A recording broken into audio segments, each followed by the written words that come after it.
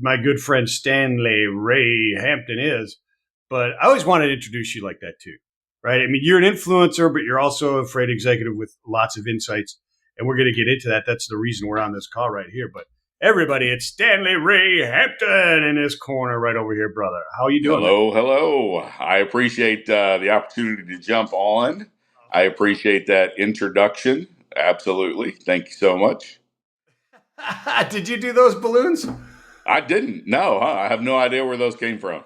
Did you see the balloons? Yeah. I think there's a button pressed, but hey, it was good timing.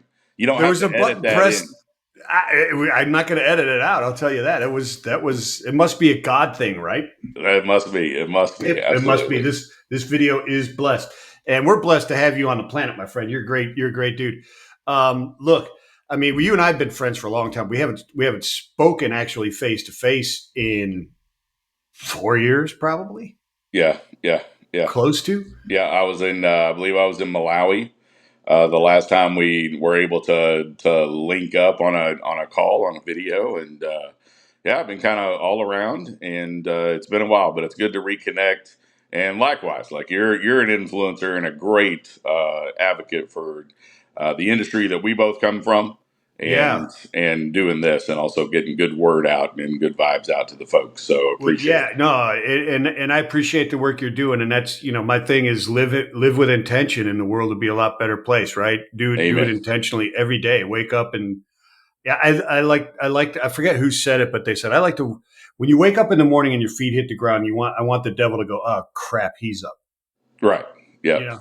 Yep. I mean, Put the fear of God literally in him, because you're up and you're going that day. yeah, You're going to exactly, do man. good work out there.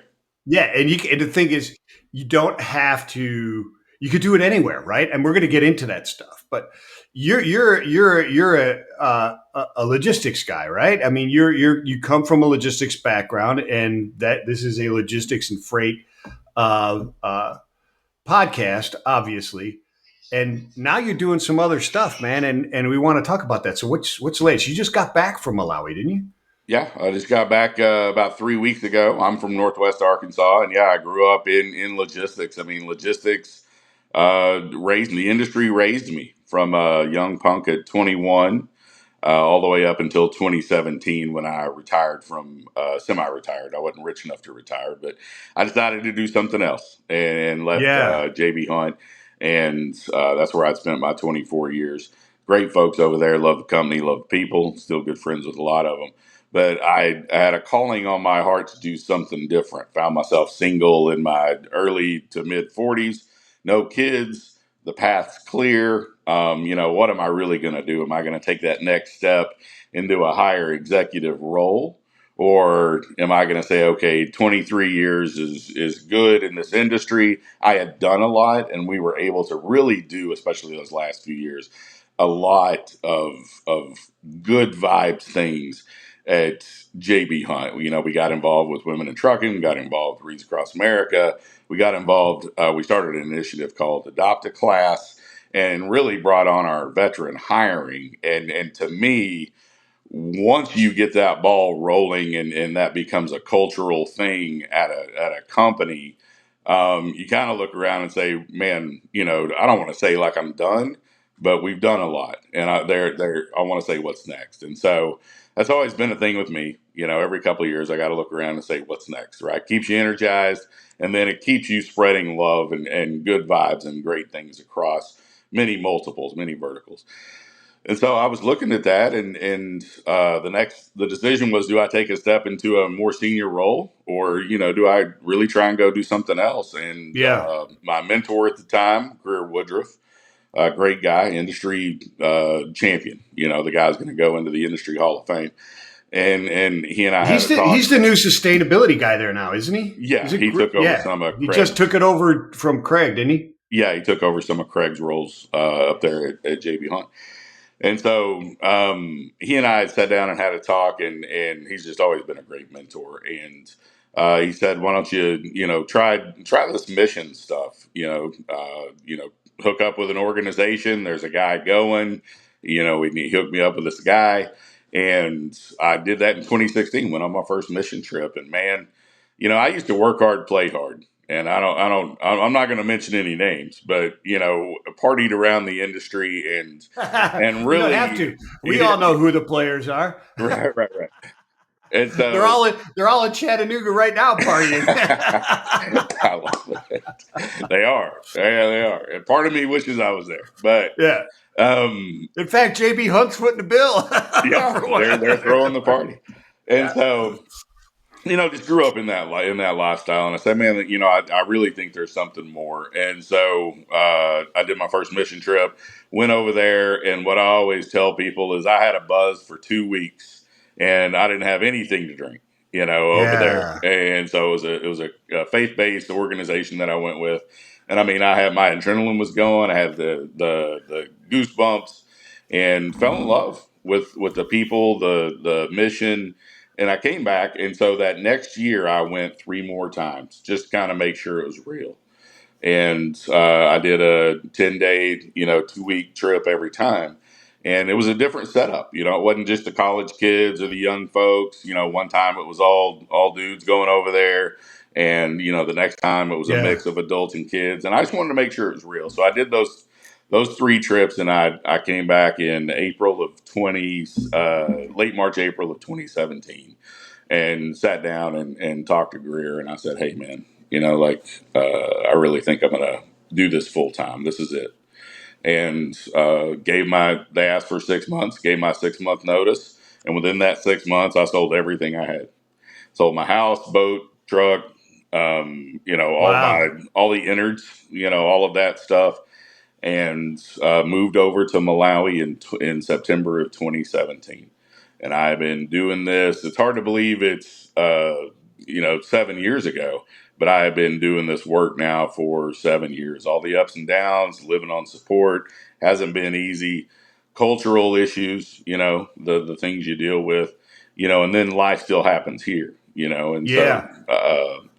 dealing with all of that stuff. But it's been a blessing. It's been a fantastic journey, and the road keeps opening up. And so I keep walking down this road.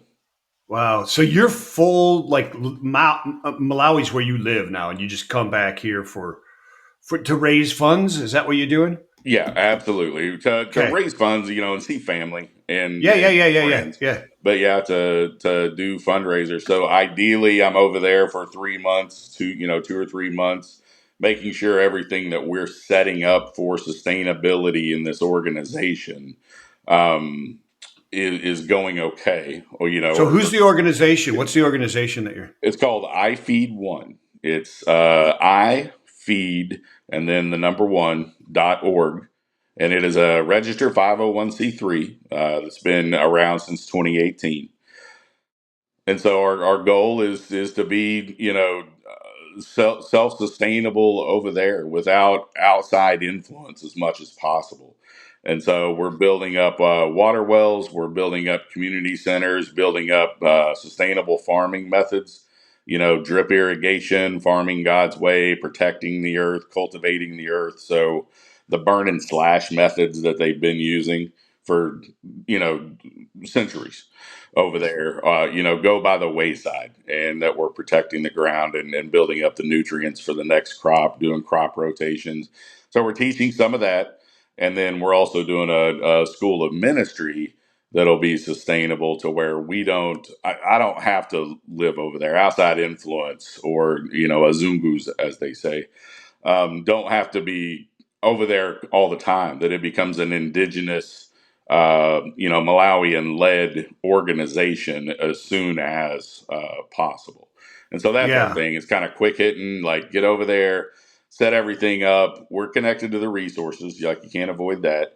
And so we get those resources and we take that money or those inputs and put it into the local communities, teach, they grow up like we feed one so they can turn around and feed one, and they can turn around and feed one, and that's in your body, your mind, your heart, and then your soul is what we say. And so we do that, and then hopefully that'll be sustainable, and Malawi will just be a jumping point for us to land, give out blessings, and then go over to Mozambique, go over to Zambia, go over to, maybe the DRC. Malawi is a great, safe country. It's a beautiful country. and Yeah, the it's pictures a you great share are landing point. amazing, and the pictures of the people are amazing, and it's really inspiring to see. Well, It really is, Stanley. I love it. thank you so So much for that. you're going to plant, grow, and let them do it, and kind of manage, oversee as you plant another, and keep moving throughout. Right? Is that That the idea? That is absolutely the goal, and really to have Malawians be the missionaries, if you will, in that region, and right, and they just say, hey, we got these ideas. We meet as a board or meet as an organization, and say, yeah, that's a great idea. And then if we need connected to resources, then we connect them because the money's out here. The money's not, currently in Malawi. It's one of the top five poorest countries, and it takes money. It's a dirty word. We've turned it into a dirty word, and there are reasons for people to be apprehensive about giving money and all of that. But we're totally transparent. I am available for anybody to call. I'll take anybody on a tour, I'll video vouch for tour. that. I called you and you answered the phone, and if you're going to not answer a phone, that's the phone call, right? Yeah. So I'll vouch for that. How do you get it to?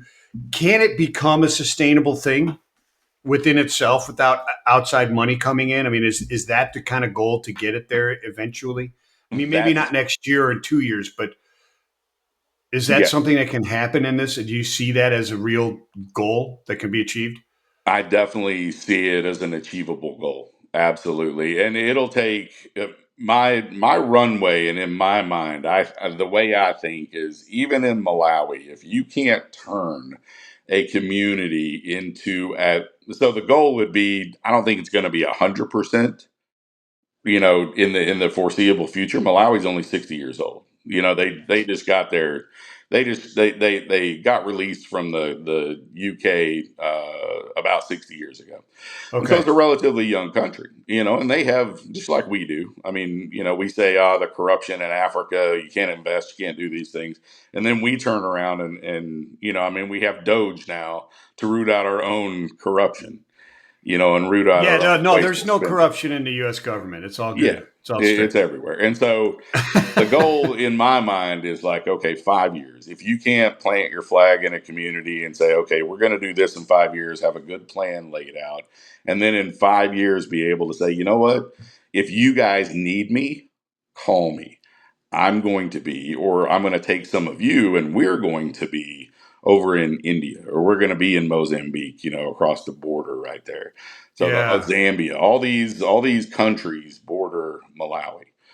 And so it's easy to, they're easy to get to. It's a great springboard, like I said, and that's the goal. Is 5 years go from helping these three or four communities in this, impoverished district, to helping another five. Doing that. Rising tide raises all boats. And so Yeah. you pick the worst areas. You go in. You say, okay, we're going to do these things. Talk to the chiefs, get the community buy-in, right, and then follow up. It's just like a business. You develop that plan. You develop your vision, your plan, your execution operations. You have your P&L, then you have your KPIs, and you measure those, and then you tighten where you need to tighten. You adapt where you need to adapt or adjust, and then you get that on a 5 year runway, and then you say, okay, again, like I said before, what's next? Mm. You Mm. look for that what's next. And so yeah, that's the goal. Is 5 years. We have the feeding center operation that we have over there that right now is in 2 villages, up to maybe 5 villages, and have that being self-sustainable from our gardens and our farming, and we're trying to do some fish farming and animal farming also. We're trying to get those started now.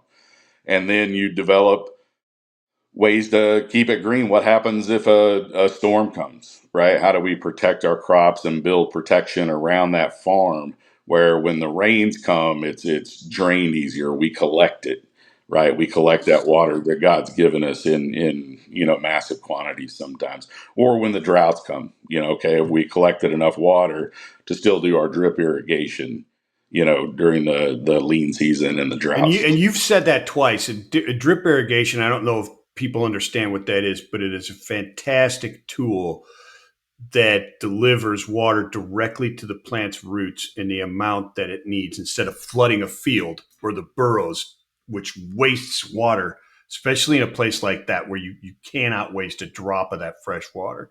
You've got to be able to use it. It's such a key thing for agriculture in many areas. Right, right. And so we'll employ solar pumps, water wells, drip irrigation, all of those things where you just feed more off of the earth and the things that are the natural resources that are there, plus turning that soil from a really basic or acidic soil into a nutrient rich soil by farming God's way. You know, instead of burning your maize stalks or your corn stalks, or just letting them, you know, go wherever, which is sometimes the case. We lay those back on the ground after harvest, right? And so that protects that soil. It becomes its own mulch. It becomes its own protection and builds up moisture and gets a better pH balance so you can grow better crops and different varieties of crops. Yeah, no, that's fantastic stuff. Is all the work? I mean, you mentioned solar panels, photovoltaics, et cetera. Is it most of the work agrarian, or is there a business element to this, or is that like later in the stages of the growth, like later in the 5 years, et cetera? That's within that 5 years, but Okay, it's not initial. Initial right now, we just want to grow enough food to not have to yeah. buy food No, for I our get that. widows It and starts orphans. at the Yeah. bottom of the Yes. pyramid, but that pyramid eventually goes up in the plan, right? To where you're starting to establish people and teaching them business skills, et cetera, to build a sustainable society that is, a godly society, but and one that is, sustainable for the environment, which I guess, actually is, if you're going to be a good steward of the earth, that's a godly mission, right?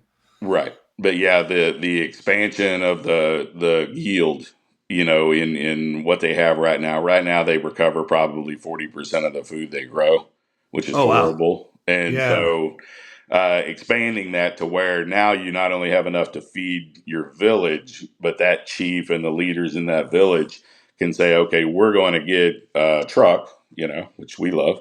We're going to get a truck and logistics set up to get to a market that'll give us a better price than a local price for maize, ground nuts, soya, you know, the beans, these type of crops that are you're able to grow over there. Malawi could be at 20, you know, like uh, 365 days a year farming powerhouse, and they're working on some of those mega farms. Yeah, But they really could, because they're like in the southern part of Africa, but like in the southern like third, right? yes, yeah, yeah, you've done your About homework. about I love it. about there, right? I Yeah. mean, they're like north of South Africa, the border, et cetera. So they're like the southern third somewhere in that area, right? That's In the center. fantastic. Some people think I'm saying Maui, and some people think I'm talking about Hawaii, Maui in Hawaii.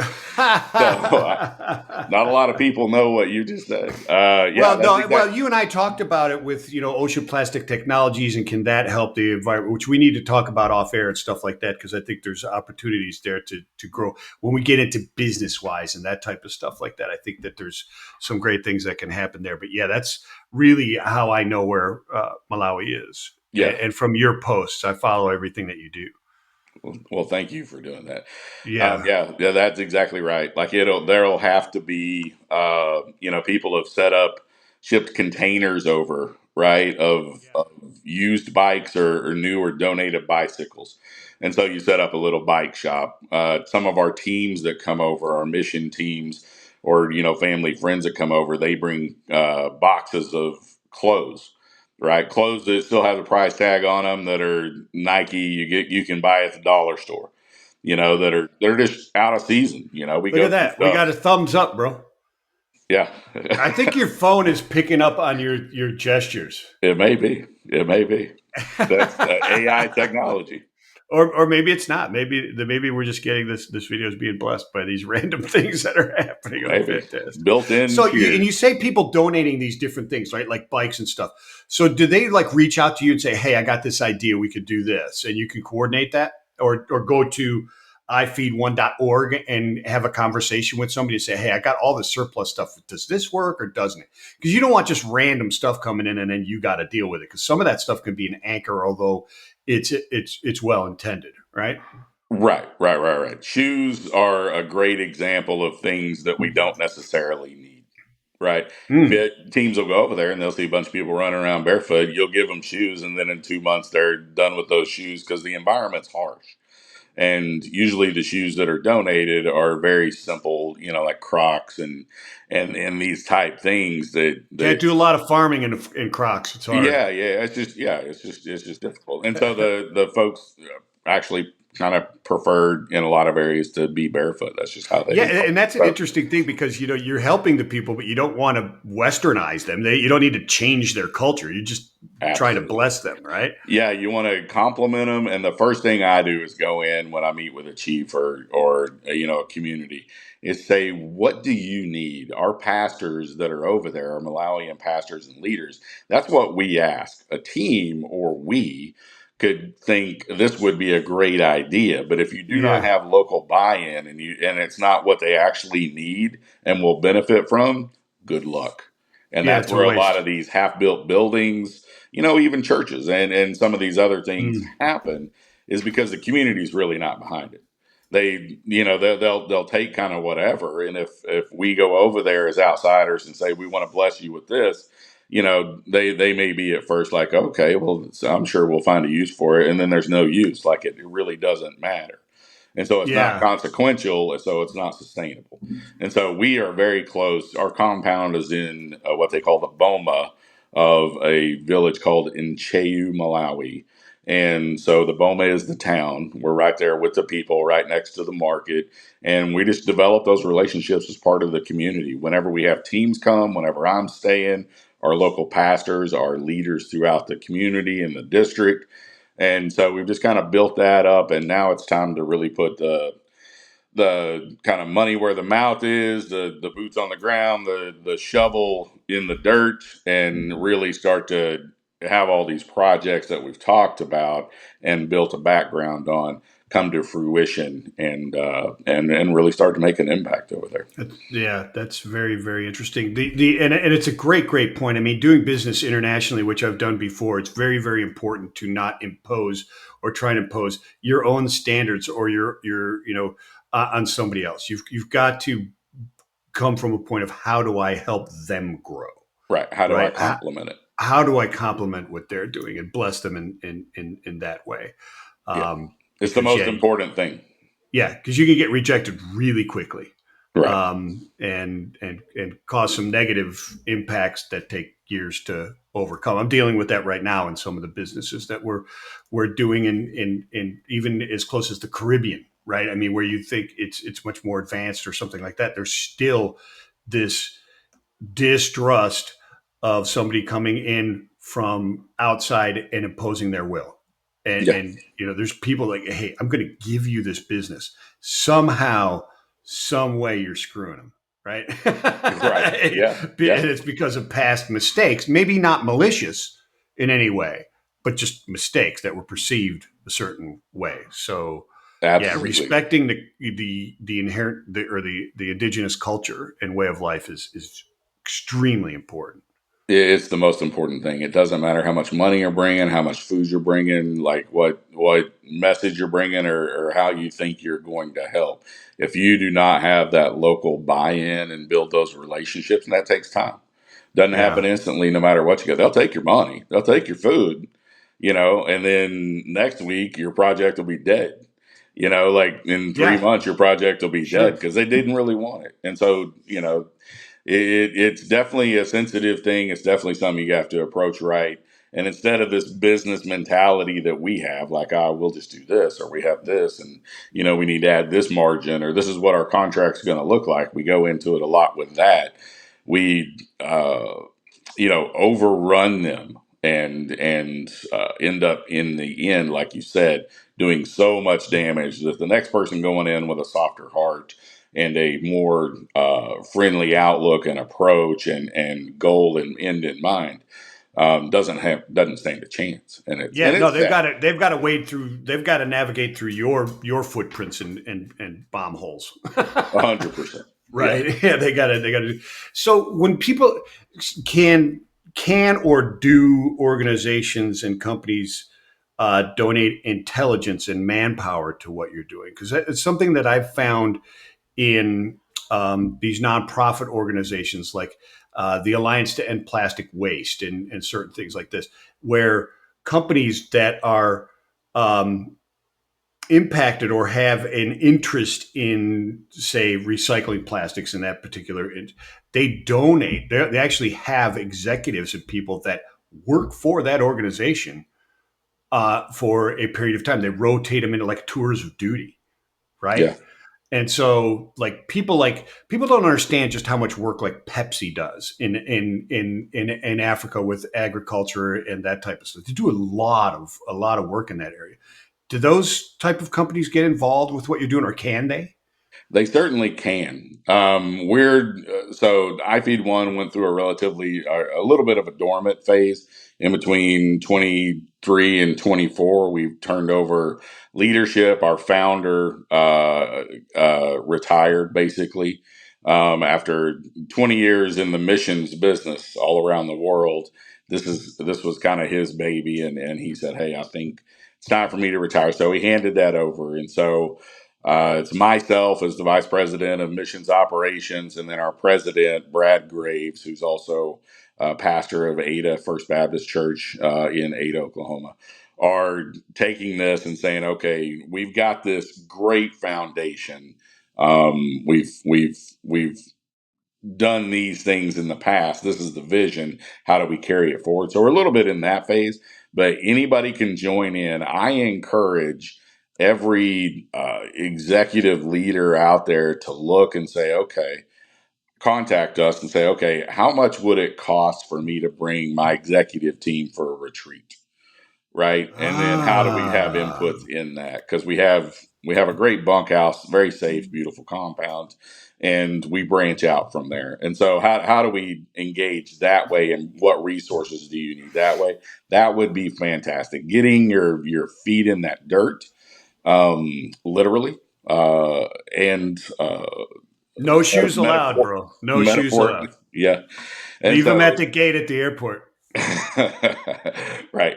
And so like coming over and seeing that, or getting engaged digitally with us, is a great way to do that.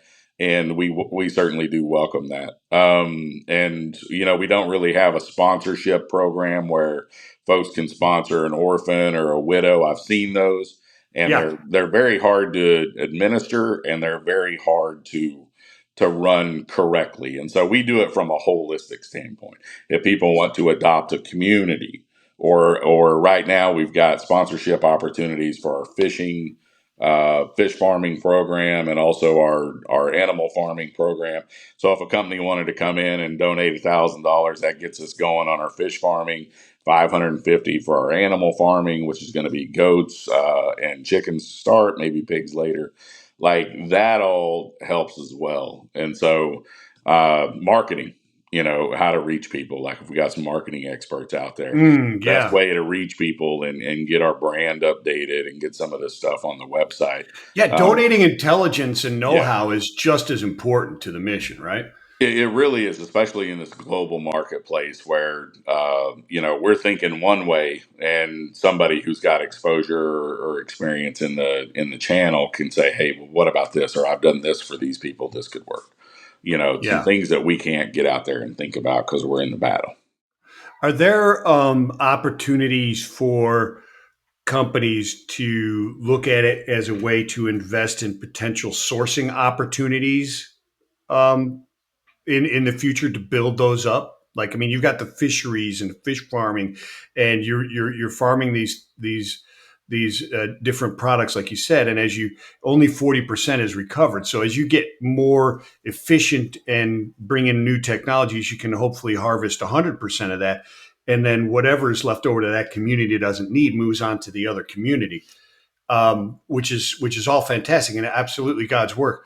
But is there ways to motivate international business to say, okay, look, we can really make an impact in this area and improve our own supply chain, et cetera? For instance, Nestle's committing $500 million to invest in the communities that they source their cocoa from, right? Because cocoa's not the best source material. There's a lot of child labor and stuff like that, but they're investing specifically in enhancing the farmers and those villages and towns to make life better so that, it is a business decision, but, God's work is done in many different ways.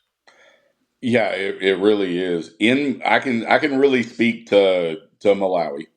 Yeah. So within Malawi, and I'm not going to speak for Malawi, but just in the things I've seen as an entrepreneur and a logistics guy, and just somebody who can kind of look around and say, man, this is probably a good idea. Again, we got to run it by the local folks, but Yeah, sure. yeah, I mean, think of that 60% of the tomato crop that isn't recovered, that doesn't get sold on the side of the road, Mhm. or at market, and that goes to waste. And so you've got that, you've got maize, you've got beans, you've got onions, you've got all these things where they still import, like what we would call rotel, diced tomatoes, onions, and all these canned goods. They still import a lot of these canned vegetables from South Africa. And you see these, huge sweet potatoes that are as big as your head, and yams and regular potatoes, Irish potatoes alongside the road that they're not going to sell those buckets. Like they're not going to sell them. And so they end up just really going to waste. And so, it's a thing where that industry hasn't caught up with the local production out at the farms. And so, yeah, to me, there is a ton. I got a soft spot for Malawi, but there's just a ton of No, I opportunity. couldn't tell, bro. I Yeah. couldn't. And so there's a ton of opportunity that's out there in Malawi specifically, I think, because you don't have war. You don't have these conflicts. Um, and the government's working together and bringing different tribes together to really say, okay, this is our. They've got I think it's a 30-year vision plan, and they really are ticking off these things. Infrastructure is getting better. A lot of things are getting better in the business environment, and they just lower the outside investment threshold to invite more forex in. And so, to me, it's just ripe with opportunity, like you said. Like I'd start a canning plant tomorrow if somebody gave me $1 million. That's what I'm saying. Yeah, Yeah, this is what I'm saying. There's instead of importing Rotel or whatever it happens to be, just make it there. Why aren't you making it there and then exporting the excess and really building a community that could? I mean, not that you're right. not really doing something. I'm just saying that would be a huge On step a mass forward, scale. right? So, Yeah, yeah, absolutely. Like I said, they just imported a bunch of large farming inputs, tractors, combines, these things, and they're really getting into industrial irrigation yeah. for farms, and the government's bought up a lot of farming land, and so they're really getting into these mega farms. Like I Precision said, agriculture. A gentleman yeah, told me. Yeah, precision agriculture is big. Netafilm. I think it was a guy from Netafilm that's out of Israel. yeah, yeah, yeah, Calls yeah. it. Yeah. Israel and Malawi are working really well together. Oh, are they really? Okay, great. That's fantastic. Yeah, because Yeah, they've developed that. And if you want to talk about precision agriculture, talk to the Israelis. They know what they're talking about. They know how to grow stuff in rocks. sure, yeah. They know what they're doing. That is tremendous. So, Stanley, time has flown by and we're over, and that's fine because I wanted to give a lot of time to this show. Let me ask you this: is there a favorite or something you can think of where like you were there and you woke up and you experienced this, you said, I wish the whole world was seeing the same thing with me right now? It's hard to Or is that like narrow. a daily? Is that like a daily Yeah, thing, right? that's exactly what I was gonna say. It's almost daily where you experience something, and that can be something as simple as a kid playing with a wire truck that he made, being from the trucking industry, and having all the die casts and all these things. And then you go to a village and a kid has made basically a delivery truck with some cardboard stuff. He's got his wheels going and he's pushing it with a stick, and it's a wired frame, Yeah, and made out of chicken wire. And you just look and you're like, that kid's happier than a lot of kids in the U.S. Like yeah, he doesn't know what he's missing, and he doesn't care. And so there's a lot of those gotcha, or those wake up moments where you realize how much we take for granted. So that's one level. And then the beauty of Malawi with the mountains in the north, the flat land and agriculture in the center, and then in the south you've got more mountains and tea estates, and then you've got the ninth largest freshwater lake in the world, Lake Malawi, that is full of cichlids, and these colorful tropical fish where you can go snorkeling, diving, and have a very Caribbean resort experience in this area. You just really do look around and you're like, wow, I wish I could bring everybody. I wish everybody could get involved, and I wish all the friends, family, and just everybody could come and take a little tour of Malawi. Like they wouldn't Yeah. regret it. And you also on the reserves get to see some of you get to see the big five on a couple of reserves, and so you get these safaris. They don't allow hunting. It's just a really cool thing. Like Wow. almost every day you wake up and you're like, I still can't believe I get to be here, and I wish everybody could come and see this. Yeah. So when you come back here, you're like, I can't wait to go back, get some Yeah, more work yeah, done. Yeah. exactly. Yeah. That's It's fantastic. yeah, it's sometimes it's really hard to come back. Yeah, I bet it is. That is fantastic stuff. Stanley, I'm so happy that we finally did this, and we'll do more. We got to do more updates and keep getting the word out and really push this, because what you're doing is God's work. And I'm glad that you answered the call. And there's so many other people out there that could just open their heart and say, here am I, Lord, send me. Right. That's it. And live Yes, with that intention. And you don't have to go to Malawi to make the world a better place. I I love mean, this point. Yes. you can make the world a better place right in your office. Right. I I mean, I always say, and JB Hunt allowed a lot of flexibility in that, and just a great open minded for everybody company, and they really have led through a lot of the last few years by, in my opinion, some great examples. And so, yeah, I mean, it starts with that intentionality. It yeah, starts with, okay, I was able, as a single guy with no kids, I was able to do this. God had, in my words, had cleared the runway. If I didn't answer this tug in my heart with everything that he cleared for me, I don't know how I answer when I get upstairs. Like he's like, "Hey man, I kind of cleared a runway and asked you to do some stuff," and you were like, "No man, I think vodka and girls are, like the way to go." Like how do you explain that to God, or whatever is pulling you away from saying yes? In my opinion, how do you explain that? But I was able to go across, halfway across the world. Some people won't go across the street, and that's all it is. It really is just living with this intentionality in your life that says, you know what, I am going to go do this. I am going to join a growth group. I am going to just go down to the soup kitchen in my local neighborhood. I am going to go help this sector of people. I'm going to make sure that if they need the help, that I can help them yeah, and spread some good vibes. That's it. And I always say it's across. It's in your family. It's in your outside of your immediate circle, and in your work, and then it's across the street, across town, across the nation, or across the world. Like pick one. You don't have yeah. to do all of them. You don't have to do the big thing and sell all your stuff, but live with that intentionality. You're right, and do I something. think the first thing is just waking up and saying in the morning, okay, I'm going to try and make somebody smile today. That's it. I mean, that's a first step. It's like when people say, well, I'm very unproductive. Okay, well, first, just make your bed, right? Just make your bed Right. and see what happens from there. Yeah. Go out and say, look, I'm going to make somebody smile. I'm going to bless somebody, even in the littlest way today, and just see how that just explodes, because it will happen fast if you do it with intention. Yeah. If you infect your heart with goodness, you're going to infect a lot of people with goodness, and then that helps brighten up our dark and crazy world.